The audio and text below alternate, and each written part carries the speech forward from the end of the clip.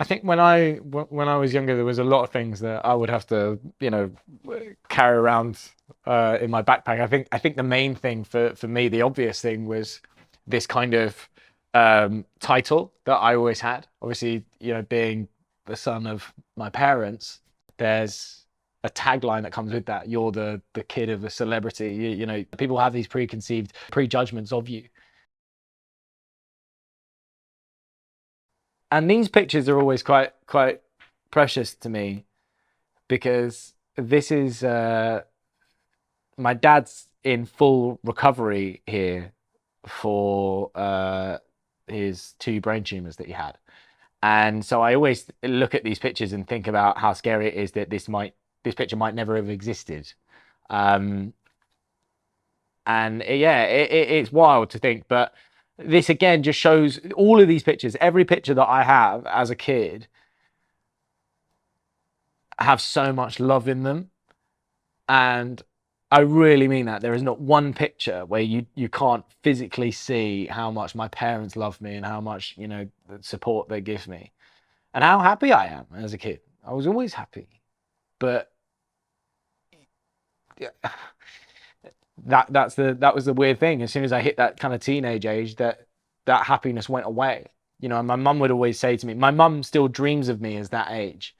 And I think that's because that was when I was always so happy and smiling and messing around. But people change.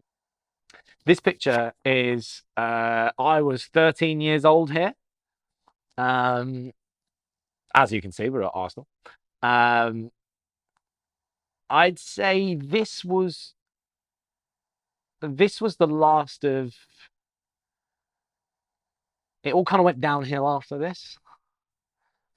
When I became a proper teenager and ended up going into secondary school, this was just before that. And where you become more conscious about what you look like, and and you become more conscious of development as a young boy and things like that. You stop wanting to hang out with your parents as much. um but yeah, I look at this and I guess I look at this and I kind of think this was a great time because this was the last time where I kind of didn't have any worries in my life, or I didn't have that anxiety or that I knew of.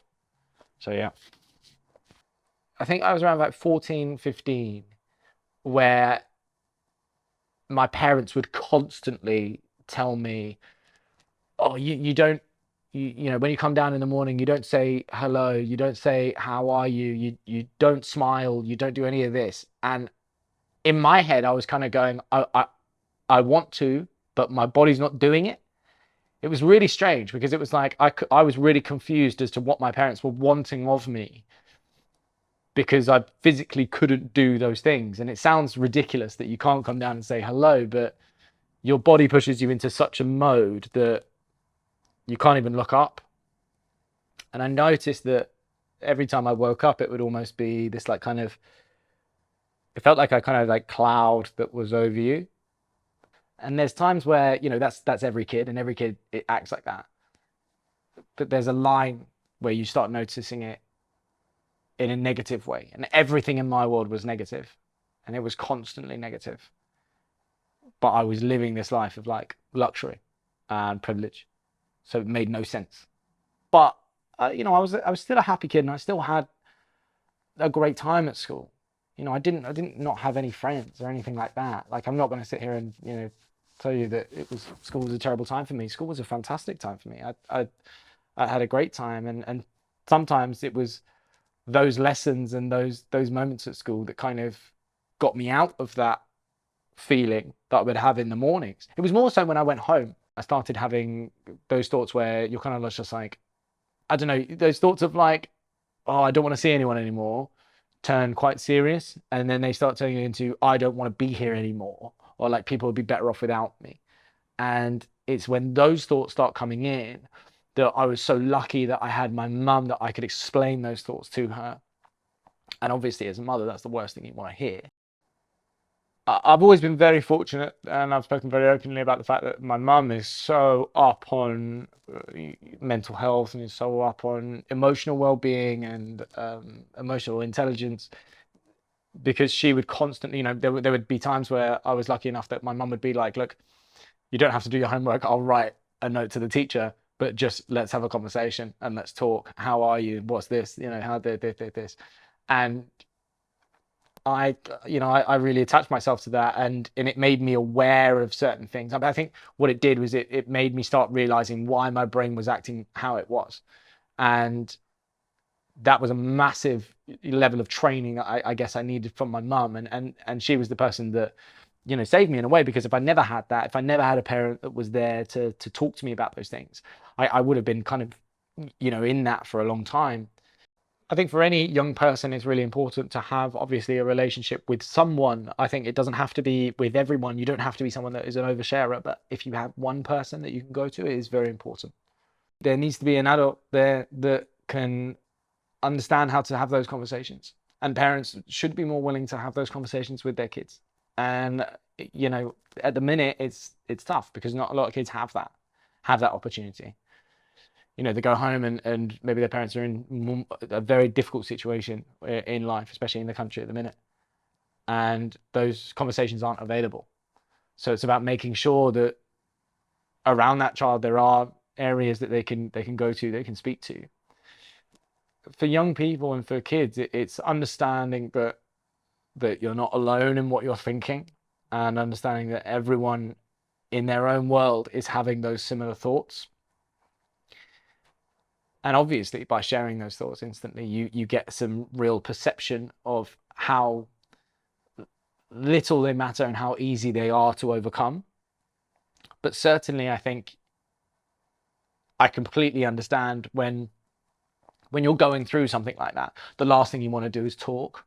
And it almost makes it worse when people say to you, you should talk more, because that's the thing. I want to do that, but I physically can't. Everyone deserves to live a happy life. And it's about how you get to that point, how you get to a point of happiness for you, whether or not that's, going out and doing an activity that makes you really happy and you can have that as part of your life, whether or not that's going and speaking to a therapist or a counselor or someone that gives you that better perspective on your own situation. It's all about how you manage it personally. Everyone is different to one another.